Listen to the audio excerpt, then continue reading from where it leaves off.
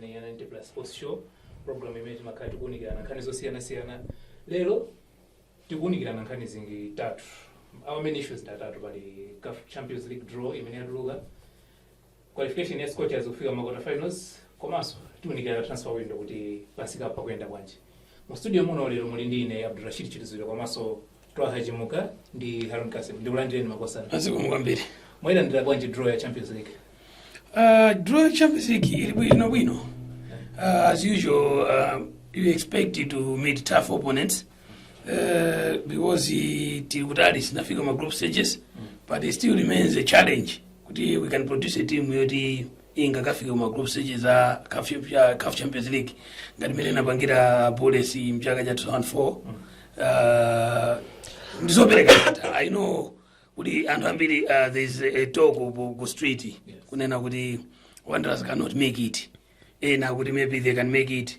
Kumano, to make it to CAF group stages, you need to have a very strong side. Of course, Wanderers in the team it in the quality. Players are going to Wanderers, it comes first. They come silver strikers. Aye. You have in terms of quality. Okay, yes. Yes. No. Emphasis young as 100 yen. Wanderers has got quality and experience. Understand? While Eka has got quality. Omama players ambili undana. Si olota titengere loli ipite mu Champions League singa kapanga yose Eka ndidi mwengono. Okay. Koma in terms of matimu akulu Wanderers ndi quality be. Koma so imakabe active ba market pampira kumala kuno. They're active all the time. I'm a bit of market. Komabe in Ebe, I still want them to make some reinforcements. At least 3 players. I was suggesting centre back winner. They should bring in another centre back. They should do everything possible. I was also suggesting defending midfielder Nigeria. Because I still believe Wanderers is lacking a team. What's that word? I think it should be. No. Kalunga United has got a Nigerian when they were playing against Wanderers. No, he's very good. Amamaga, they need somebody who can hold the ball. Ndumata kubanga komandi bagati bacha. Zone gazicha. Otherwise, centre back in Mavuto, we have seen them, my friend, is our mbili. They're struggling in as far as the central defense is concerned. Pesi Umajeba, especially Gambirinya. I will lose also maybe you've seen the goal he considered against the Blue Eagles over the weekend. Semi-final Airtel. Because of a lack of pace, as mentioned, defender kumusia lifalia nalo sabaifa antwena manao disciplinary penalty koma first umangana kai kuti anatani kuti apangija apangise foul manager mpox mucho. So I've seen him also pa games ena so pa juembe bacha he's been making it so I think sana kazi kike bwino utima maite Wanderers ndi ya potential ndi defender bwino koma he still has got time to settle kuti mukuja they should bring in another experienced defender kuti mwina azitabe umakangati kumwina kusintana. So on that regard tunena kuti Wanderers they still have got a chance koma no CAF ndio vuda because you have to go mwina mpira utakuyamba kuno then you finish in Dar es Salaam. Simba, I've seen them this season. They're a very good side. As usual ndakabwelebwele mu CAF Champions League amakaso na players ambiri akunja kuti alinde experience amatenga maplayer Burundi elsewhere Burkina Faso you find players ngaramene wakumenya timu ngati Simba ija ndi timu yayikulu imapereka ndalama zabwino imakani magoja abwino. Last season amaliza pa number 2 komabe sura nasiyana kwambiri ndi ma champions yanga. So they were very competitive last season. Even my fans at Simba they were happy because they even won a cup last season. They were happy ndi mene timu ibangira progress banova. They haven't sold my players abanga maintain squad yomwe last season. We should expect a very tough Simba side. Yeah. Wanderers ingati banga represent bwino ngati dziko. Kuti banga represent bwino kapena kuti banga represent? Kuti banga represent bwino. ngati dziko. Kuti pangati present bwino ndikuti. Giving us the good results. Okay. Inene manena kunena kuti when it comes to CAF Champions League ife panopa malevel athu ali pa level ichayenena kuti what we need to do is tingophunzira ku what we call kupanga gain experience. That's what we want currently tili pa level ya chani, tili pa level ya experience, kunena kuti chomwe tikutivuta kuti tichipange master ndi chimene chocho, kunena kuti why are we playing these games. It's a very important question. Just like mene anthu timasewera ma games osiyana chimene chocho funso limene kunoko limativuta kwambiri. Why? Ndi chinthu chovuta kwambiri ife ngati amalawi ife tinazola kuti bora tinthu tikutani tikupanga. So Wanderers playing in CAF Champions League. For now, the first why ikena ikhalena kuti let's gain the experience. Koma in terms of kunena kuti we are going to have a team competitive, not just participating, ndese panafikepo. We might end up kupeza kuti mwina mwamwayi tadutsa apapa mwamwayi tukoma koma tisabwende kunena kuti tafikapo. We are not yet there. Chifukwa ifeyo kwathu kunoko vuto omwe tili nawo lalikulu ndoina when we want to build my teams timapanga build my teams oti awine Super League. So if we are building my teams oti awine Super League kaya mwamwayi atengese ndi kapu ina ochabwino atenge chilichonse chomwe chili kumalawi kunoko, okay? The question is how many teams are there? I mean, they are seriously competitive or they are going to give you a run for your success. But if you want kunena kuti ti win a league, how many teams are competitive? Ono tinyo mukakhala muziti tikakawina apo tataigira ntchito. So muona pena kuti you can build a team yonena kuti you win a league koma team yake kungokhala kuti basi ili team chifukwa normally kumalawi kunoko team kuti itenge league traditionally are the top 3 Wanderers, Bullets, Silver. So team imwe itakwanisa kutenga at least 9 points from the games awawa imene imakhani ma chances ambiri otenga league. Okay. Yeah. Kuti let's say sewere pa home ndi imodzi iwine, then ikasewere ndi nayo pa home ikawine, then iwine imodzi ina yake kanda away. Imeneyo imakhani chance chachikulu chotenga league. For chana kuti matimu ena ambiri aja they're just average sides. So mumachita kuziwa kuti so from a pool ya team 16 onese kuti balata roka mwina panopa yomwe yabwera ina ndi ekhaya. We can put ekhaya in there kuti now also they are a competitive side. Koma kwina konseku tedakani ma teams ajani average. So kamene kamatipangisa kuti ifeyo kunoko tisakhale ready for ma competitions ngati amene ajawo. Now I'll explain in detail. Okay. Chomwe ndunena izizi njoyena kuti if we want to have my teams onena kuti akuyenera kusewera mu CAF Champions League. Now, in this case they do target these 3 teams: Bullets, Wanderers, Silver Strikers. Kamba kwanena kuti currently ndametenga kuti akutani akumaseweramo akumapita. Kale tikanaikapo Masters FC yakale ichi kuti inazasewerapo koma panopa we will not put them mu category for a particular reason because there are 2 different teams currently, generally Masters Security FC and Masters FC. Okay. Yeah. Kukhala kuti matimu akumalawi akazayamba kukhala ndi chidwi chonena kuti tifuna ife tikhale a team kapena ma teams amphamvu mu CAF Champions League kapena CAF Confederations Cup, in short mu CAF competitions. Yeah. Chomwe chitazachitike choyamba nchonena kuti azayambano kuyika ndondomeko zoyenerera zonena kuti akhale ndi matimu omenya muchani mu that competition. So akamapanga build team ija sazizayang'ana Super League. Iwo wazayang'ana that competition ya CAF ija. Chifukwa these 2 are different competitions altogether and they require different players altogether. So meaning kuti kali bayama player amene na upakali pano ku Wanderers kapena ku matimu athamu loko mu FTH Premiership sabuima. No, we don't have. Why I'm saying this ntonena kuti okay, Haroon brought a very important point. Kwena kuti Bullets 2004 inafika mja mu group stages. Haroon ali apa wina ali esemali muno mu kuti and that is way back in time, 2004. Yeah, 22 years ago.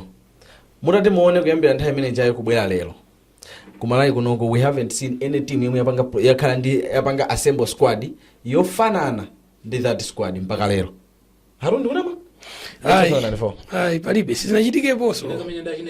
Yes, achina Orlando Pirates. Mpaka lero kumalawi kunoko sitinapange build team yangati imeneyo. Kuti kuiona club ibwera apa ndikumaziwa kuti oh yes ichi ndi chijani ichi ndi club mpaka lero lino. Now if you look at that time that Bullets yomwe inafika ma group stages ya jani akafu Bullets inagula player wina alisema amaziti iye yamathampira kuchani kumalawi kunoko ndikupanga assemble that squad. Was it on purpose? Yeah, because they knew they want to participate mujani mukafu. They went I think kapanga kampu kunja okay. You see, that is how you plan for my competitions in Garamena Ajao. Now let's look at my squads ameto kana opanova. Are the teams building my teams woda bita kuuje kukaf Champions League? You look at the stage yama tupia osewela. You look at the technical abilities ya osewela o. You look at the understanding, the game reading ya my players o. You look at the technical panel, the resources they have, the type of technical panels they have. Chimene jojo chimechi matuonesa kuti sitandani sitinafikepo. Lero lino kumalawi kunoko kuti kutuluke player oti ndi dolo. I'll give you an example. Last season's top player mu league mwathu anali ndani? Chikumbuso Salima, isn't it? Where is he now? Sudan. Almeri whenever is playing with Champions League. You see? So if I know what the kind of player ukuthi uyune akutampila, this guy is top. Those teams are bwera kuzantani kuzamtenga azipita naye. To them that is what they are. So if I tikazafika level tufuna noti yambe kukhala very competitive mukafu. One, budgeting system yathu izakhala yosenteka. Chifuka pano pa budgeting system ndio tukandi 50 million tigula maplayer mwina even 5 or 6 locally taika mu team. Pamene 50 million kwajayo kuti tufuna upanga build team ya mukafu mwina ndi maplayer awiri.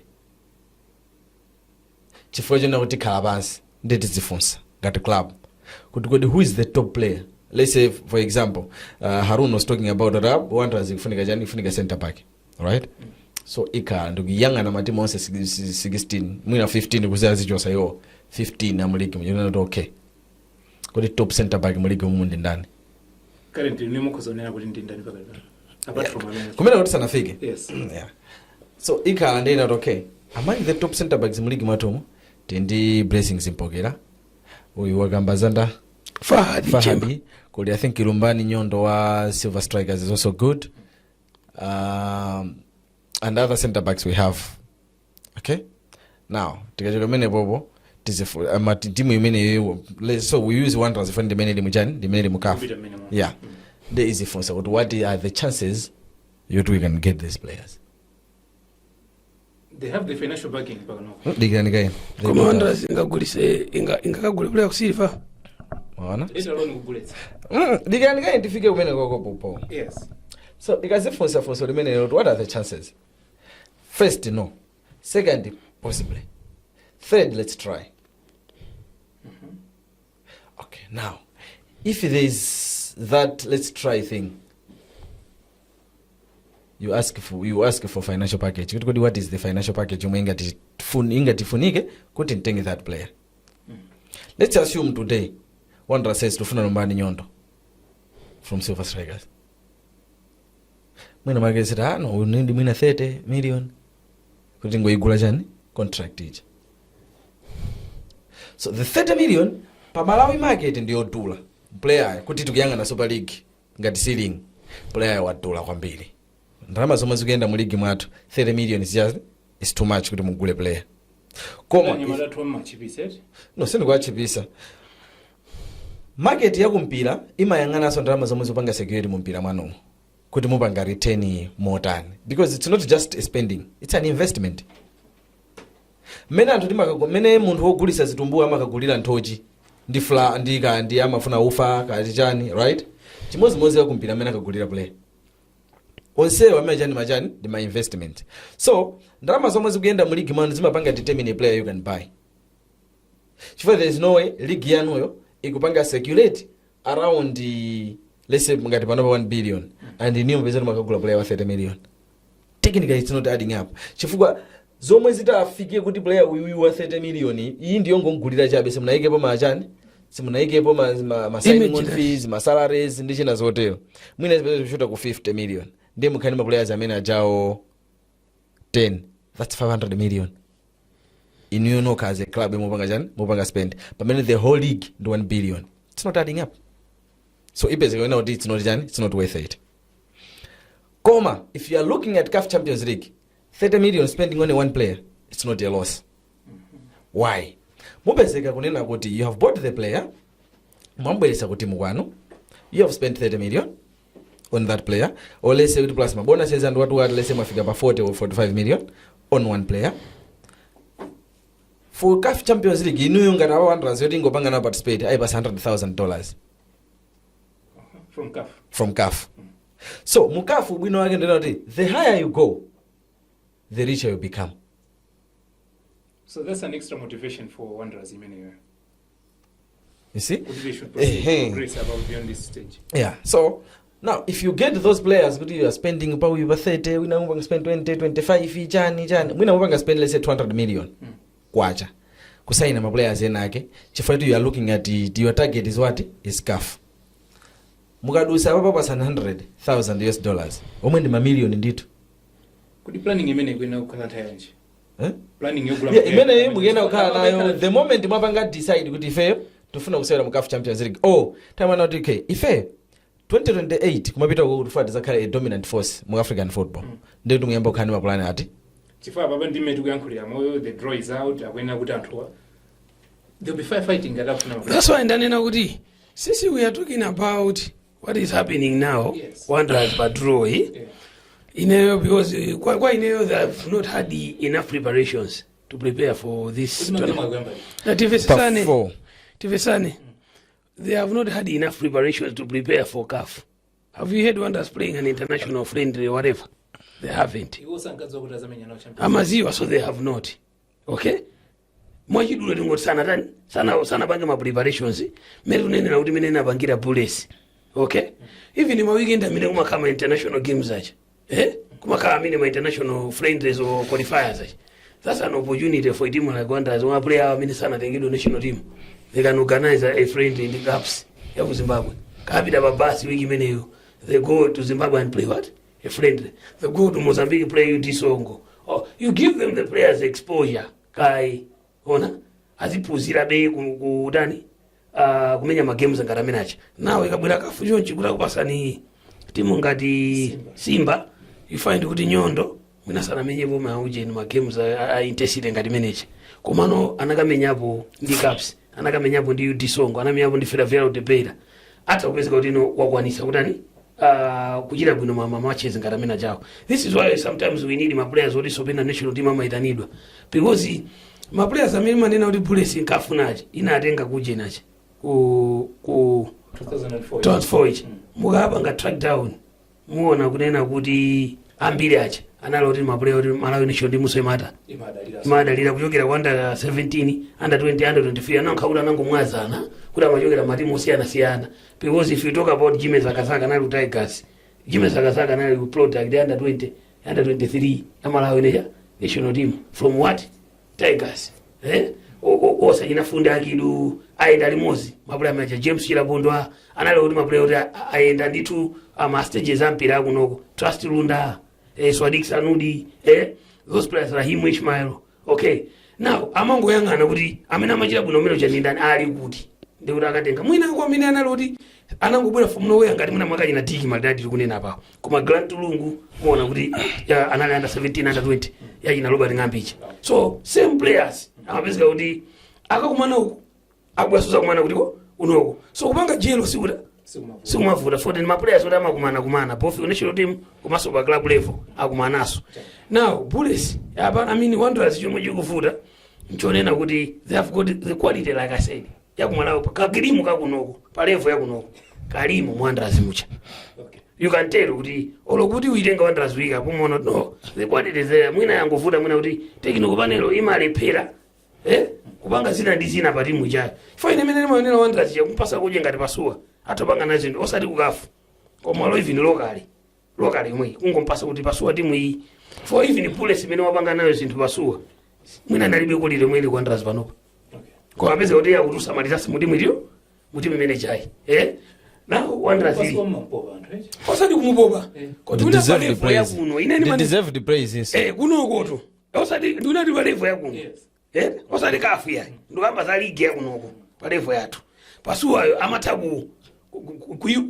kukwanisa kuona kuti ineyo timu iyi ingofunikira puleya wakuti azikandipangira chakuti wandivesa pasuwa atakula ola mapuleya awiri kuti timu tiwangoipesa koma asintha zinthu mapuleya sacha kuti mu anali makocha athu mmene na kuti Wanderers mapuleya abwino amene nawache si kupanga zinthu zimene ikuyenera kuchita ndi mapuleya awo foti ni mapuleya okwanira kuti kwanisa kupanga chani kupanga olo zinthu olo panakakhala polo season oti nakatotenga olo zikozwiri olo zitatu pakamodzi zotheka ndi mapuleya amene nawache so I believe kuti Wanderers still need to make some reinforcements masiku awa amene kuno kwasegwalo ku transfer window ikwena kugula central defender amene anena mucha because Bullets imene inachita kuno kafu every department imakhala ni maplayers awiri abwino kaoka lero zimene zozo mupeza kuti Wanderers I don't think it's there mwena angochulusa ma striker 7 pakamodzi omenya so style ofanana koma mukangana ma department ena muona kuti even mawinga that's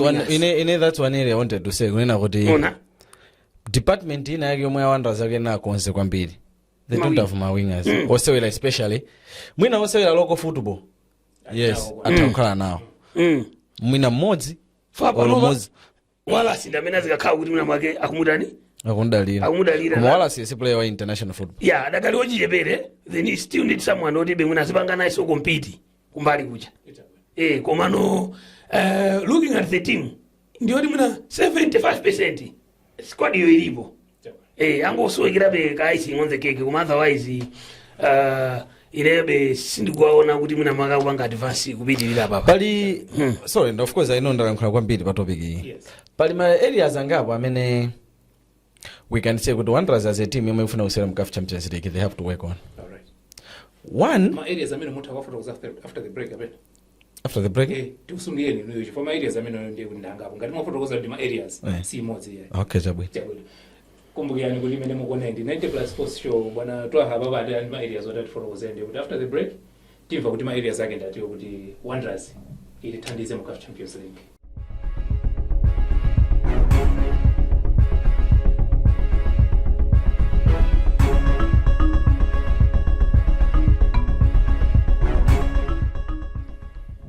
Kuchigawo chachiwiri cha program ine ya 90 plus sports show kuchokera kuno Kassim studios. Twaha muna ndi ma areas amene mafuna kuti mutifotokozere kuti Wanderers ikuyenera kuyang'ana as it prepares kuti ikakumana ndi Simba. Okay, one they have to work on technical movement ya ma players a Wanderers ground moja kuma timu akupitako sikuno kuti maplayer matimu akisamatha kupanga analyze opponent and mama channel still no masuru ndokuzani inezi zimvetsetseni kuma pitu kumena akupitako sikuno kuonena kuti timangoenda kuti ngati apanga analyze game ndi kuti game iyi kukatuka zigoli ziwiri osati the technical or the tactical aspect ya team.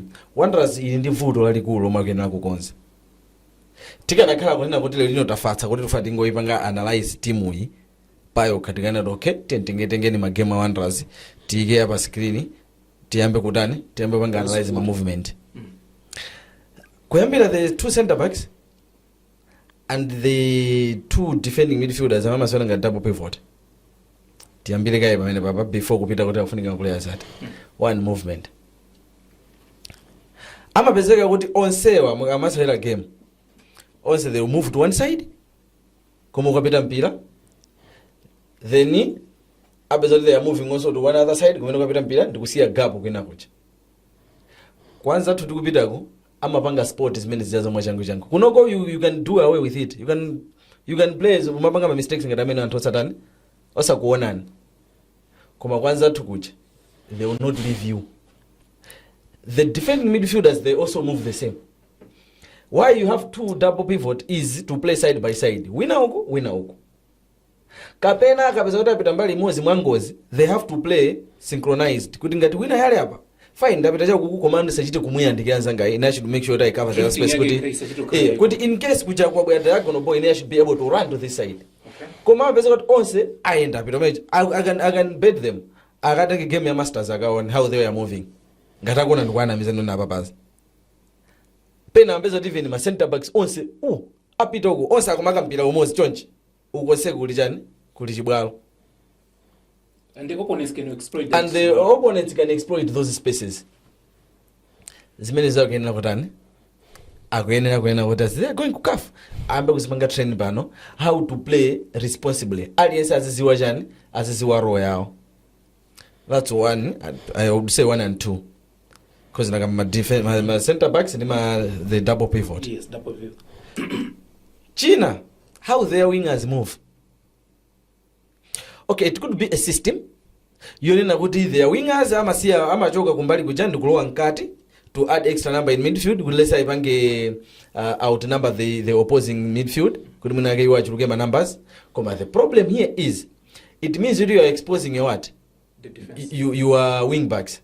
Chifukwa chona nakutaka kuti umumu alibe chani alibe owathandizira kumaka. So if these wingers are getting inside to add numbers, it means kuti umumu you are expecting your wing backs chichewa chabwino machani so full back watu kuti mavandi munthu wesowera kumbuyo koma ma full backs they are jandi 2 and 3 those are full backs mchizungu chilankhulo cha mpira. So ndiye kuti wakutundu waku 3 inuyo mwapanga expose kuti mwasiya opanda wapanga chani owapanga support. So mpira umoza utakungodusa ta behind that wing back ndikuti kuli jani umene jakuli highway amene yauguza mpira uja ndani uja akautani akaufungira mbox. So that they have to work on my issues ngaramena ajao lero chifukwa as we speak ndekuti Simba kuyambira lero yayamba kale kupanga analyze chani kuti Simba mesa yamenanya uso ndi matimu akumalawi kunoko inoluzapo yamenyenda kunoko so ikuti zo player kumalawi kuizwa bwino Simba. Yeah, okay, kuizwa bwino ndi kwina. Yes. Kuizwa bwino ndi kwina. Okay. Kumpira futo ilili I think ndimene sendikumaliona kwathu kunoko. When we say kuti this guy is a data analyst amapanga zinthu for a game point of view minimum ndikamba ziwiri izi kuti nakasi nthawi sitingakhale kuti kukamba zomwe. You analyze your team first, then you analyze your opponent's side. Mukampanga analyze your opponent's side, you try to find a weakness mu opponent side muja. Kuti ife yakula kumetupitako target area yathu ikakale iyi timu iyi ndiyo foka pati ndiyo foka apa.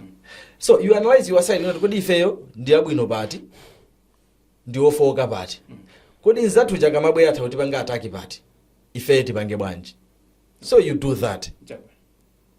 Nde tomwe tukamba for team yakwathu kunoko. So achina mtani Simba tukakamba papa ndoona kuti the moment zolija amva kunena kuti your opponent is jani is mighty wonders ya kumalawi nde kuti kaya pa FIFA apita pa FIFA kaya ndikuimbira anthu ena ake kumalawi kunoko awaimbira kale kuti can you give us my games ajani awonders. Or yes in fact kuyambira weekend iyi si wonders vita kuchitipa abwera kuchitipa kwaona game ya wonders. They will send a delegation. Magemu ena aliwonse amene pano paizi sewera azibwera simuzaziyo kayazikakhala kuma stand kujangata anthu amba kayazikhala ku VIP kayazikhala kuti koma azitani azibwera mpaka wanda azisewera game yawo ndiyo. Haroon? Yeah, mira nina mukuti mampira masiku ano right? It's very analytical. Okay? Anthu ampira ujaulowera masamu. And like I said last time, matimu anzathu tikamati data analyst si munthu mmodzi amakhala pa anthu ambiri. So they sit down and write the report. Amazilowera nkalasi masiku ano amapanga anthu makosi ophunzira zimene zija akaziphunzira mpira uchakaone amakulembera maripoti akumenya bwino pakuti amafuka pakuti right back wawo samatha kupanga zakuti tizikazera kwakuti uyu akuoneka kuti ndi wamwendo otere inu muzikambwerera uko. So zimezi azakabwera amampasa kochiyo andamene amakhala ndi final say kuti ndi zimene ndinazo mmanjazi ndi imene sundayipangira prepare team sikhale mwakuti this is why taiza ina mpira ukayamba uzaona kuti matimu ena akamakhangata akuchedwa kaya kuti ayende kaya because they want to see mene ine mutata mwabwerera kena kumukakhazika mwina after 15 minutes 20 amamba kumasuka madapo ati muchina kanga sinambe bwino kena kuyamba kusungirani mpira yamba nopanga execute game plan yawo ichasukana because they wanted to see kuti nomubwera motani kai. Okay, now going kukafu Wanderers and the squad yomwe now seen them komabe despite kuti they are the champions of Malawi inebe I'm still not convinced kuti Apida CAF Champions League. I think it's a huge mountain for them to climb. That's why up to now we still need them kuti ambange ma reinforcements koma amaina kuti by now this ka convinced na kuti amadimu ichi itapanga itakatimira ukapanga soda bwisa. Yeah, komabe always them on the best. One other area imene so akuyenda kukonza the technical panel. Kodimesa muna watumiza ku Scotland. The technical panel akuyenda kuikonza. Pali zinthu zingapo zimene tingathe kukamba zokhuza technical panel yawo. Alipo anthu ochepa ka technical panel chimukakayang'ana. 1 2 overall nzeru mukaziphatikiza zimaoneka kunena kuti for international football zilipo zotani zilipo zochepa. Okay. China timakamba za the overall player padakali pano pa Wanderers their system akumaoneka kuti they rely on long balls and the crossing kuti those top strikers amene kuti and azingohedera. That is their only plan. They don't have another plan kuti how do we break the defense. Padakali panopa the current type of football imene ikumaseweredwa. Yes. You need wingers who can touch the line. All right. Ndicho linga chona kuti bwalo lija likule. You stretch the pitch, you widen the pitch. So you have wingers who can hold the line uku, can hold the line uku. If you switch mipira jamo kuti kumeja how did they have the chance what to exploit my spaces acha. Chabwino. So zimene zozo panopa kuyenda kuyamba kwapanga training jawo ma players awo. Ajedo nazo koma anyway 10 Yeah, sana jede nazo pa 4 September sipano. Okay. Yeah. Chabwino. Ndiye the lowest ranked team tupita nkhani ina sopa na baba. Yeah. Ku WAFCON. Yeah. The Scorchers ya panga mbili yetu. Going into the last stage, walibe amene amembekezera koma ma results have been coming. Tiko za kunena kuti Scorchers yafikapo. Akuyamba na ine Haroon. Haroon imene. Yeah, yambe Haroon imene. Yeah. Panga zinthu zoti anthu samembekezera. Yeah, of course. Pamene kuti for me this. Yes. You cannot change history. Abangadia? Abanga mbili anthu ambiri amanena kuti amaona zodabwisa koma ngati ineyo suti ndikuona zodabwisa. Chifukwa chonena kuti mpira wa azimayi mu Africa muno sunafikepo pa level ina yake yoti tingamanene kuti no mwakuti ngati mene makhalira AFCON ija yeneni azibambo ija ifeyonso ndi amange matimu amene ali mu Africa muno amene ali ma player abwino ifeyo amalawi women's football. Women's football. Kodi tikuziyang'anira pasi fajani. Uti ndima Chawinga sisters are playing football in Europe, America. Not only give that team a chance. Of course, okay. In nobody's, I'm not taking it. Can nobody give them a chance? But in myself, I give them a chance because of the quality of players I have. Because utakuona maplayer matimu zina mina lumina uchangu. Alibe maplayers ngara feti na wacha. Okay. Ndevi no lokali kuboyamba. Koma we should believe timu ita wajida bwino. Because we have seen matimu zina spazulu basipano. Abida tournament mwina uchaka joyamba kafika mwina finals. It has happened before. Even in Maliki so simata ujitika. Timu joka kus second division mundi quality. Ukapezeka kuti pana mwata. Mwatenga chikosi mena panga Scotland zichi. Chaka chao joyamba chomwe kutenga ligi. Zoteka ulo ifeso abatoka fika finals. It's possible. Football it can happen. Okay? Because of the quality we have. So tikangonena kuti palibe amene akulupira zazimera panga zichi. We are limiting ourselves. We will not advance.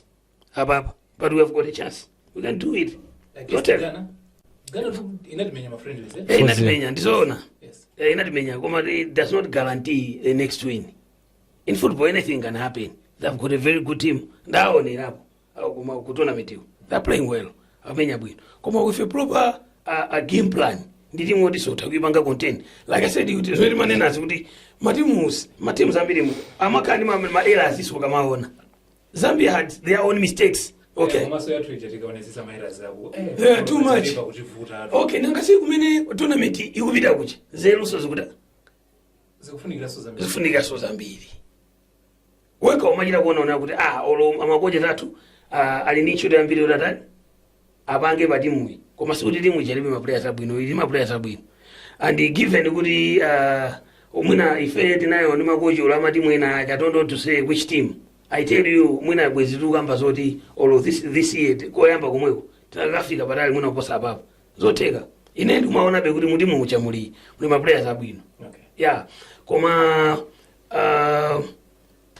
in as far as history is concerned, for the first time, kupita ku AFCON, kufika groups. I mean, kufika round of 16.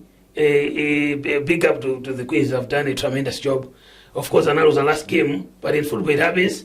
Mathematically, Abanga proceed. Twaha, do we stand a chance against Ghana?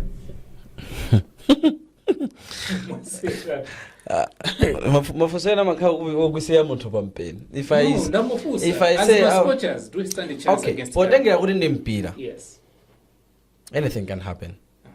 Okay? So, we give ourselves a 50% chance. Ghana has a 50% chance. To win masewero. Chifukwa jona kuti you don't lose a game musa na yambe. You don't lose a game musa na yambe. Musa na sewere? Aye. You lose it mugayamba usewere. Musa na sewere nonse. Chifukwa wina yesa makawati sana wine. Inu yesa makawati simuna dani? Simuna wine. Koma mukayamba kusewera. Mpamene no ujena jama bano bagajani pangano shift. Kuti kukhala tu uyu mena kusewereramu iya pene matazo kusentera uyu you go. Koma tikayipanga analyze overall many the coaches performed ugu. We need to be honest kwatoka tigena kuvomereza. From day one to now ya competition we have overachieved. Chifukwa jena kuti one it was our first appearance. Also they said I heard the coach when they are target semi-final actually qualify World Cup. Okay. Yeah. So they are on track. They are on track. So why I'm saying we have overachieved in John Naguti. Nthawi zambi tournament football ndio vuta compared to let's say league format and so on and so forth. Chifukwa jona kuti zimene zijazo zima kuthandizani inoyo mwe kama sewera league format maziwa kuti uyu atakupunthwana ndi uyo kuti atakupunthwana ndi uyo zathu zititani ifeyo zitiendera tizangopanga makuti mangopeza ka escape route pamene tournament football you play final every day. Tikaziyang'ana ifeyo ndi mmene takati kuchitira ndi mmene tilili it looked like kuti we are not yet there. Koma mmene akambeja kuti before you play ndi kuti inuyo simuna lose a game. Ineyo I always said kunena kuti and I came here and I said sikuti sikundukukana and I'm not taking away what I said. Kwena kuti the first achievement yat your competition was the qualification. Second achievement was getting the goal. Musazaphwekese upeza chigoli ku tournament football. Sizophweka. Amajokera ku 2-0 tumatimu kumene kuti. Kumene kupeza chigoli tournament football it's not easy. So that was an achievement. Kungochinya kokako was what? Was an achievement. Even tikanapita game yake ndikutha draw kuti tathira choncho kuti ati nachinya game yake natha draw ndikubwerera choncho was a top achievement. Koma then we went beyond. Nakachinya against in fact Nigeria a top side. We winner. Yeah. We winner, then we played the second one, we winner, then we lost another one. So to now we have overachieved ingati my debutants. Chifuka tika nakati lese kuti ife lose. My games onse lese awiri kaya atatu ku competition hii. Nobody would have said kunena kuti makuti no. Pale mena kana hauka. Why? We knew kunena kuti the mountain is just what? Too high for us. Command fight we won, then I know we can do it. We can do it. Okay. And then we're going and we're still saying we can do it. If let's say Ghana eliminates us, I don't think we'll come here and say, hey, to go on Ghana, hey, what? No. No, this is the it's a step by step bwana. Okay. This is what we have been saying even in Buyo. Kunena kuti ifeyo chomwe tukena kuchita choyamba. Tisamaya kali buma, tisamaya use shortcuts. Okay. This team panopa kufika pa level hii to us it's not strange. Okay. Chifukwa chonena kuti even before I remember then kuti tipange tiyambe kukumba ma clips ma archives. What I am used to say kuti ngatili ndi team way closest to qualifying to World Cup in the women's team. Anani body. Okay. Then alijane alifa president. So the progress ya team yakale kutani ikumaoneka. This team has been together for almost 10 years plus. Ikusewela jani ikusewela limozi. Kumangojosa uyu kubwelesa uyu, kumangojosa uyu kubwelesa uyu, just keeping the core. But if I think team we're building this team around these players. Tema Tabitha tena tizdani tiziwonjezera. Ajina I think one of them sana bilifana kwa ajina Patricia Nyirenda defender winner wa moya wa KB MDF Lioness. So the process has been there. Jivaki this team AFCON the previous AFCON, then the previous Football Association of Malawi administration said that no, panopa we don't have a team yoti lowest na ma qualifiers chifukwa tibenda lama komanso team yesi natani sinapi. Let's wait guy tipange build team hii tipange scout ma players ena atawa Benjamin Kumwenda, you know him, the technical director. Yes, as a technical director then said no, team hii tisai pange panopa tisaikagamiza panopa kusewera ma qualifiers AFCON au AFCON tidikile kaye kuma the previous one the next one the next one aka manena iti no panopa ai guy tidikile. Okay. Tipange build team hii nde ioneke ikaoneka then tisajoine inayo mmene amati akudikiramo kuti akupanga build team ya AFCON. That is the team when akatenga chani Kosafa. And if you remember that very same team 2021 inafika mkosafa final inagonja tu Tanzania. 2022 inabwera I think was it ma group stages. Then 2023 inaza katenga. So panoba mugaiya na that progress panoba one qualified to AFCON, it was not strange. Okay. So the team yote yakhaijani ili remote. So panoba now we have gone to the competition for the first time. We have excelled my group stages. Tilino kujani, tilino ma quarter finals, ma knockout stages. Whatever takupanga achieve ababazi, it's a plus, bonus. Okay.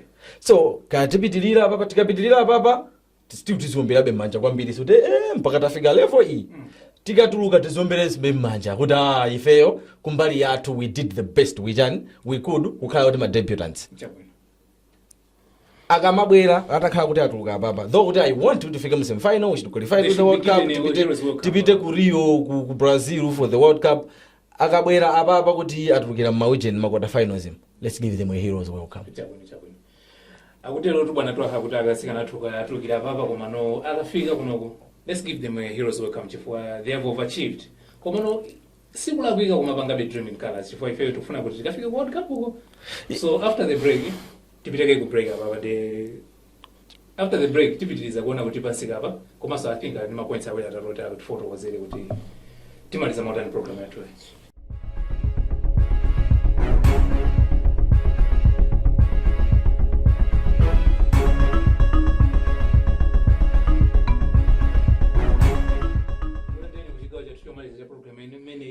Sports show kushokera kuno Kassim Studios. Tisanapita ku break timaona mene Scorchers yapangira perform ku AFCON. Their maiden tournament appearance yapanga overachieve according to my analyst amende na mu studio muno. Komano tikaonesesa briefly do we stand a chance kuti tiduse chindime and the technical panel what is it that she should do kuti timenye Ghana 2 minutes. Ndichipiri yachikulu tisanamizanepo. Ghana, it's one of those good teams in the competitions ago. They are keeping the ball, but they have a very good midfield. Was watching them. Very good midfield. How they move with the ball, they are top. If it is minutes kumativuta kwambili. Kupanga manage kusunga mpira, kumaso panga coordinate. We have currently now we are using one system of defeating my opponents. We bypass the midfield, we target those two strikers up front, and then Utemo and Tabitha because they have pace. So we beat Nigeria using the same system. We beat Egypt using the very same system. Even if you go to Nigeria and Zambia, it was more of the same system. One ball from defense, the one touch in midfield, we beat our strike. When Mourinho So it is giving us my results sitingainyozi koma then we're going to get a team yomwe pakati they are able to keep in place so iwe chakoma kupanga keep mpira ife kusogoloko ndi abwino koma kumbuyo kumpaka lero lino sitinakupanga bechani sitinapanga be fix game ya Zambia chifukwa chonena kuti Faith was not in midfield anapita ukasewera kumbuyo ngati center back and we were exposed kwambiri pakati pacha pamachita kuonekera kuti apa pande patani apa ndiye padwalika so tikena kukonza vuto limene lolo koma mmene ndakambira mocha kunena kuti you don't lose a game sanatani isanayambe pali zinthu zinayi zomwe zimakulozesa naona kuendesana game one preparation kuti makwezekera motani 2 mental attitude 3 the analysis sopano before the game 4 is the game itself how you approach the game kuti kodi iniyo game iyi apa mukisewera motani Haroon it's 50-50 kwa ineyo ndikuona kuti minoni natoha kuti it's a huge mountain na ababa we just have to approach game cha mwa serious chifukwa chonena kuti ababa you snooze you lose kumene kwasalako ndi so this is our opportunity yopita ku World Cup they know significance ya masewera amene wakuti ndiotani player winalise komanso history imene ingapangidwe apapa for the first time kufikiraso ukafika stage ngati imeneyo iwonso akhakuti apanga chinthu chachikulu kwambiri we never know kuti chingachitike ndi chani after amene koko sometimes you can put a bus you just use every means you know you cannot contain them let's just put a bus we take them into penalties zioneka konko ndipo approach basi imene yampira so you do whatever you can do for as long as kumapito kwake you become victorious. Okay, Twaha. Transfer window kumalawi kunakuyatsekulidwa koma pasika pa do we see any movement and many mafotokozera kuti kuti Wanderers kupita ku Champions League can they utilize this transfer window kuti agule ma player oti akathandize kumeneko. What's the movement on the transfer market? Currently, there are movements ambiri amene akuchitika. Are the team satisfied with the squads amene now? I don't think so. Bullets are supposed to go per market. They could grab players for the team in the really seriously for players. The previous 2 seasons, I think, or a season or so, they haven't been top in terms of recruitment. They haven't recruited my top players available. I think somewhat club which andalama sikufuta kai so they can challenge the other teams chifukwa 3 billion sponsorship from FCB kwambiri kumana then kumana pa 3 billion sundi yonse ndi chaka chimodzi it's 1 billion it's a billion per year so mukayangana billion per year it's a top club image and kuti yena ilipire anthu they have a lot of things to work on so komaso china you just don't spend osati bola tuone anthu kuti tani tagola chimene chimavuta kwambiri kumalawi kunoko mutokari you have a top squad koma chifukwa chonena kuti you still want to spend you still want to buy you still want to keep quiet masupporters zimene zozo but there are rumors on social media kuti they have brought in a player from Liberia if I'm not mistaken and one from Zimbabwe we've just heard I heard also they wanted a player from Zambia so since they have got a coach ojogera kunja so I think overview yake ndiya matimu amaplayer amene akwadziwa iye kunja amene ali connected because koji kuti amfune player wakalonga zikutengera inuyo kuti mupange convince kumalawi kuno kuti oje timu ngakhale mwapeza chonye mwati mufuna DM but we have one in Salima we have got another one at Sivo izimene zoonena ndinu because koji wa police amene alili timu cha kumaplayer kuno kusakwadziwa wakalapo in charge ma games ojepa 2 if not 3 if I'm not mistaken. Now he doesn't know what happens in the Super League.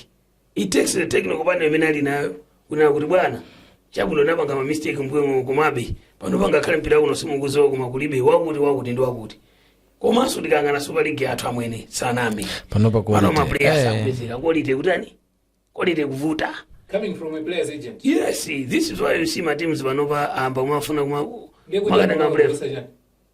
Okay, this is why you see uluza border. Okay. Yengweni yakuluza border kumene. Chifukwa mukuzonya ni mbuyu muja lakanuma nena apa bauti. Olo ifeyo time minute mapanga market ma player akumala kuno kumeti namba kugulisa ma player kunja. Itina katiti timezi yazi timapanga dibakiri police. Bwezi muli kuchita bwino.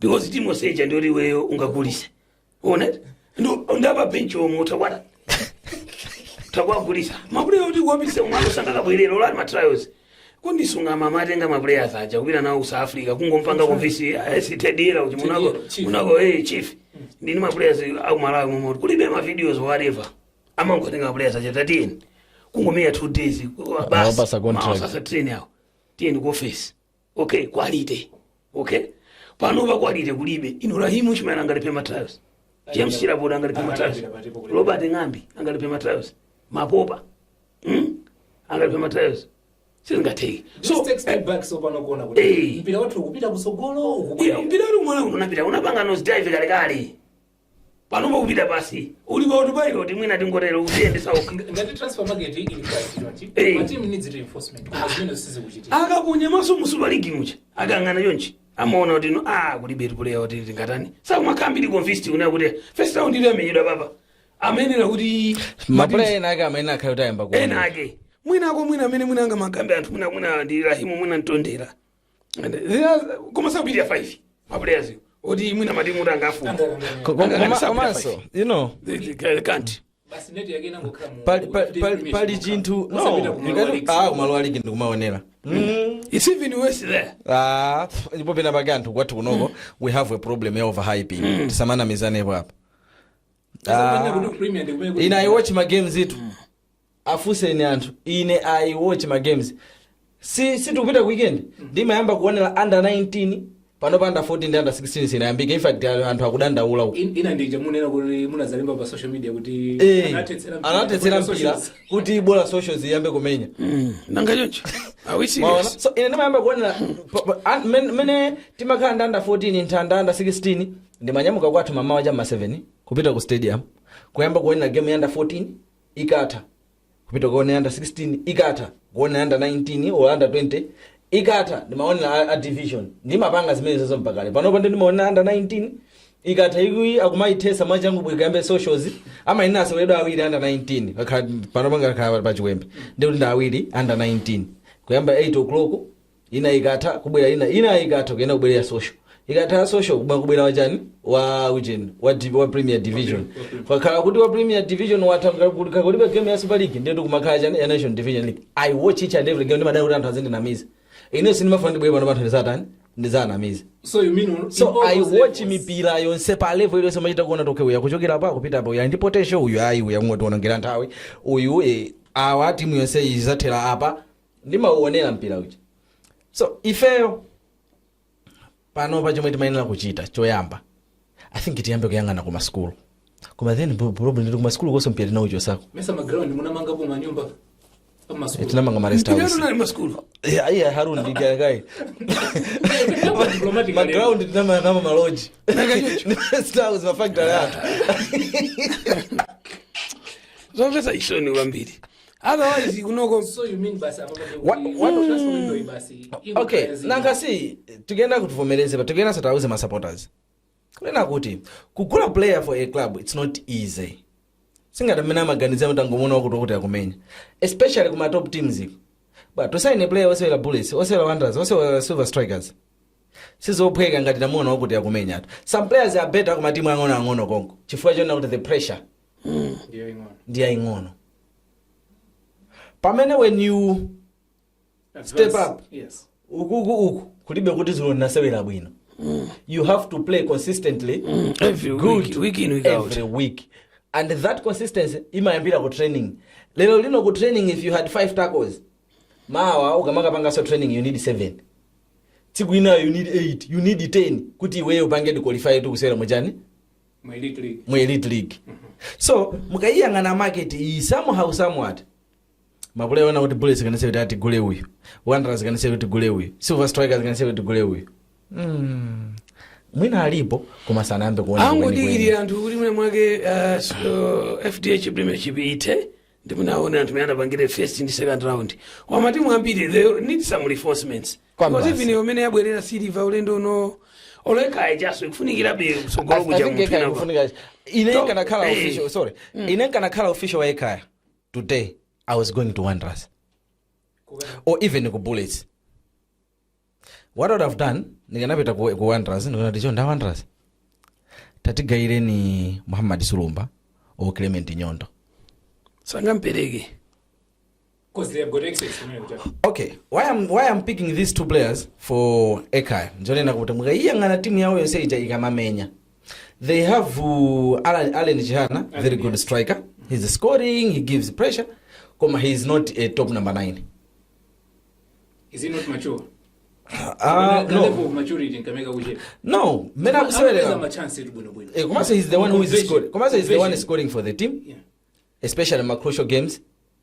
Komano, why I'm saying they need someone like Muhammad Sulumba is kuti Allen Jihana azisewera off Muhammad Sulumba. Kuti Muhammad Sulumba waimapa ababale Allen Jihana uyu atawina zigoli 20. Jihana. Yes. He can score 20 goals because Sulumba responsibility yake sikala kuchinya. Responsibility yake will be occupying the center backs. So you will be able to run into those spaces. That's why I'm saying even Ujeni atakukampempa ndani kuti Clement. Okay, Clement will be doing that. Anyaga jamone got samafuna. They want to, palimakuchi na matoka ndi blade yonena kuti I want to have a team yobanda anthu oziwika. Koma then the team iliyose ka experience ga anthu awa kuti abwere mmene mujamo or even mmene ndi bullet. Izo manena with a sober mind yet. Komano munthu amene afuna panga chiefs zimezi jasechi amataona kuti ine I don't want to bring a team ndi anthu one kuti anthu asanene kuti Sulumba kupanda Sulumba ndamene apanga sakuti kapena kupanda Sama ndio sina kakhala mwakuti ine I want to surprise people ndi ma players kuti mafana. Okay. It becomes tough pa level ina yake. Chifuka mmene ali apa macha. Ulokupita kupulesa nota tatapaseni Hassan kajoke imwe simu kumamenyesa. You take one Ujeni Ekaija kuyalapo, you put Hassan kajoke kusogolo kuja. That guy is going to bang goals week in week out. Because but the players what they need is confidence and trust. So you either work on the confidence and trust, could be active, Kabena, you just switch the system all together. Because how Ajina Lumbe, Ajamena Majitila, the way they play, Chan, could you so go to Kalinga Dajina Sumanoda? Ground in 90 minutes, do Gundam Piraka 5. Paga 5, you walk away in the menu of a goal as a goal. Simple. Because that is the only missing piece you may do my own that team. So, I'm going to say something. You are still relying on those odd guards. We are still failing to develop my players. We are failing because we don't have Panova. Is lashing out to my strike my cards. Yes. For you know, Pira Malago, no Libya. The master my player new one. Nikena Odeja. Mr. Mano Timamata. Nakatukina Mizir. I think I'll do my player new one. Most of the players are good morning. I'm being a Malawi, and I've gone for jobs, and I was in Chido. Aloge domene kucha zimene kanazi sanga ende basi hapo tumalize vuto lomwe tili nalo utamaliza Twaha. Okay chabwino vuto lomwe tili nalo ife ngati dziko okay chabwino mavuto amene tili nawo ngati dziko ndionena kuti we don't pay attention to details. Tikana kaona timakhala pansi ndikuzipanga analyze bwino mozikonda osati moyang'ana politics moyang'ana wati bwezi mafuta natitakonza. Let's look at our coaching system. Is our coaching system producing my coaches who can individually develop a player? Because you're going to player if you miss a player from 7 to 14 years. Kunkonza technique nizina zote amene mfumu wale. Kwina ngaraza amenye zangu amenye mukakamiza. Technique mmaipanga build kumene koko. So panova our strikers ametukwa kambaka leo. Crop yonse ama strikers akale.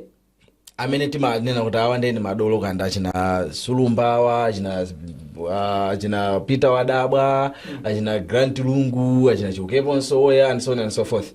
They had a lot of time playing the ball musimu before kupita ukoko to level ati apa kuma ndiko chiwina wawo zati inu sitimenya choncho timafunika titere lero akupita ku training kapanga improve ziti kapanga improve zimene zijazo mawa akumanasa ndiwina so akupanga sharpen each and every time.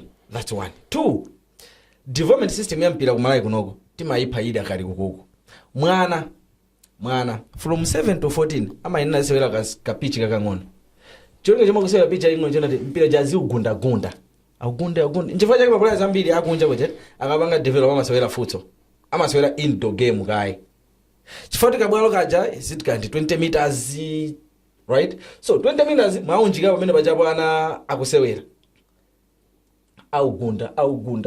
The more they are touching the ball, the more they are improving their technique. Kandi shooting, dribbling, passing. Chifukwa kabwalo kaja ndikakang'ono. Singati bichitike mapasi 5 years na utani asana ugunda. So maplayers ambiri amene apanga develop kale amamenya mpira umene chawa kumuzi uja oti mwini wake akangochinyamula wathera compound. So mabwalo ajanali kwambiri pano patani mabwalo kuti pano tinamanga pa rest house kuti zipanga produce generation yochuluka, which is very important.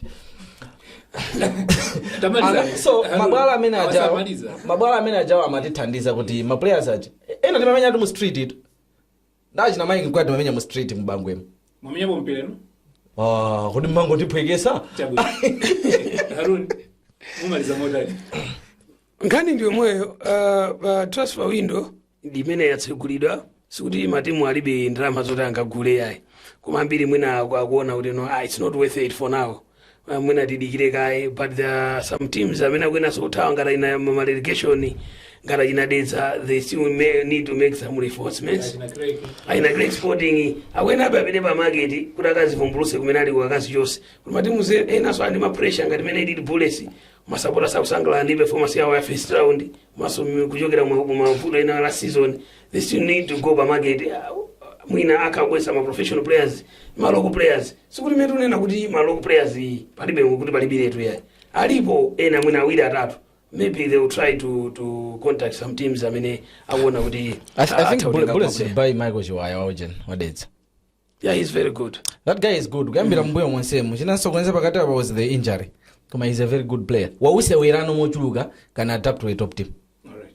Even one does mufunika mukafo he can get that player to play off the other wide area. Chifuka ma wingers ndi alibe they still need my wingers. But ndi ma winger oti akungothamanga na mpeja line piu. Kena what is happening next balibe? Nduka ndi winger oti mwina mpeja tokenda nawo kamodzi go cross. So you mean wonders zimene anachokera Wisdom kulibe Soje? For a long time. Penalties mino nena lwazi yakuti ma player awo amapezeka zoti fojo dino mupondimo somba ndizochepa. Ndamina report mango agwira koma tikakafika nawo kuntunda kuno tumaona kuti player yetu sudanali atafika menya wandrazi player ino musinje takamwika munyanja bwani ni mazile mwe kunyanja kwanu kundisafike nawo mabetake mukasi yena kuwashe imene mungu ndinende plus cost show kuchokera kuno kati studios zathokoza kuti munali pamene popo kuna program imene izakhalenso kumenya ku Hawina Siulina pamene sizabwere ndi ma issues yena oti azatiphunzitsa azatiunikire komanso kutidziwitsa kuti chikuchitika ndi chani ku mpira wathu wa Malawi kuno ku Tsalani kuno.